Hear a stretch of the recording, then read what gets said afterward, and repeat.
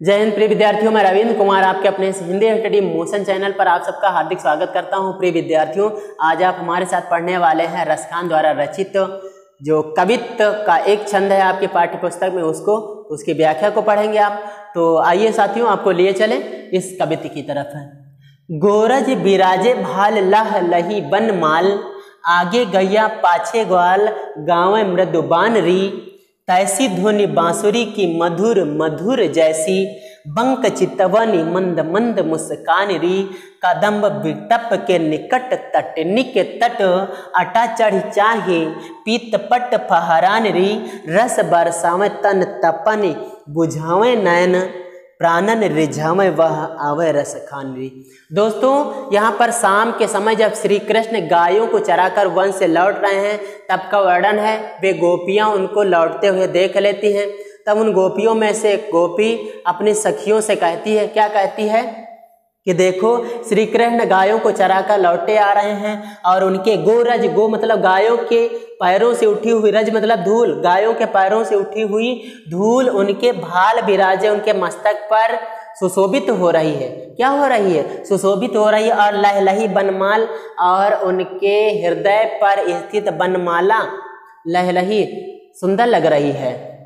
आगे गैया पाछे ग्वाल, गाँव में मृदुबान रही, उनके आगे आगे गायें और पीछे पीछे ग्वाल बाल चले आ रहे हैं और उन्हीं के साथ में मधुर वाणी में गाते हुए, बांसुरी को बजाते हुए श्री कृष्ण भी चले आ रहे हैं। जिस प्रकार उनकी बांसुरी की धुन मधुर है, वैसी ही उनकी तिरछी दृष्टि और मंद मंद मुस्कान भी, मतलब धीरे धीरे जो मुस्कुराते हैं वो मुस्कान भी वैसी ही धुन की तरह से सुंदर है, मनमोहक है, मधुर है। और आगे कहती हैं, कदम बिटप के निकट तटनी के तट, अटा चढ़ चाही पीत पट फहरान री। अटा चढ़ चाही, ये सखी आओ अटारी पर चढ़कर देखो। अटारी मतलब छत पर। हे सखी आओ अटारी पर चढ़कर देखो, तटनी के तट, नदी के किनारे। कौन सी नदी? यमुना नदी किनारे। यमुना नदी के किनारे कदम बिटप के निकट, कदम्ब के वृक्ष के समीप, कदम्ब के वृक्ष के समीप पीत पट फहरान री, लहराते हुए पीले वस्त्रों में श्री कृष्ण, लहराते हुए पीले वस्त्र श्री कृष्ण के अत्यंत सुशोभित हो रहे हैं। रस बरसावे तन तपन बुझावे नयन, वे अर्थात श्री कृष्ण अपने रूप सौंदर्य से रस की वर्षा कर रहे हैं, आनंद रस की वर्षा कर रहे हैं, जो हमारे नेत्रों, तन मन की तपन को शांत कर रहे हैं। आगे प्राणन रिझावे वह आवे रस खान री, वे श्री कृष्ण हमारे प्राणों को प्रसन्न कर रहे हैं, प्रफुल्लित कर रहे हैं, करते हुए रस की खान प्रभु चले आ रहे हैं। आइए इसकी व्याख्या को जरा ठीक ढंग से अच्छे समझ लेते हैं।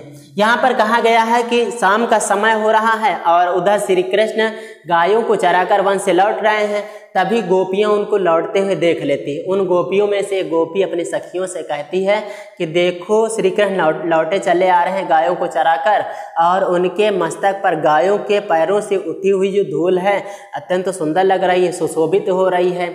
उनके हृदय पर वनमाला भी अत्यंत आकर्षक लग रही है। उनके आगे आगे गायें और पीछे पीछे ग्वाल बाल चले आ रहे हैं। उन्हीं के साथ श्री कृष्ण भी मधुर गीत गाते हुए बांसुरी की धुन में, बांसुरी की धुन अर्थात बांसुरी को भी बजाते हुए चले आ रहे हैं। जिस प्रकार उनकी बांसुरी की धुन मधुर है, जिस प्रकार उनकी बांसुरी की आवाज ध्वनि मधुर है, ठीक उसी तरह से उनकी तिरछी दृष्टि और मंद मंद मुस्कान भी है। इसलिए हे सखी आओ अटारी पर चढ़कर देखो, वो देखो यमुना के किनारे कदम्ब वृक्ष के पास में लहराते हुए उनके पीले वस्त्र कितने सुंदर लग रहे हैं। वे इस समय आनंद रस की वर्षा कर रहे हैं, जिससे हमारे नेत्रों और शरीर की सारी तपन बुझ जाती है।